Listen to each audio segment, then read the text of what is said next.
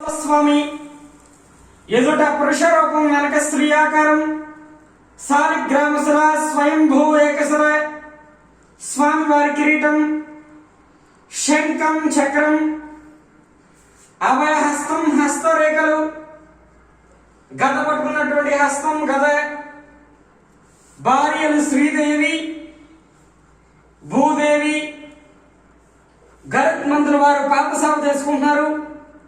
విష్ణు పాదోద్భవాగంగా రెండు పాదాల మధ్య చిన్న గంగాదేవి విగ్రహం నిరంతరము గంగ స్రవిస్తూ ఉంటుందన్నమాట. చెప్పడం మాదిరిగా దశావతారాలు మత్య కూర్మ వరాహ నారసింహ భావన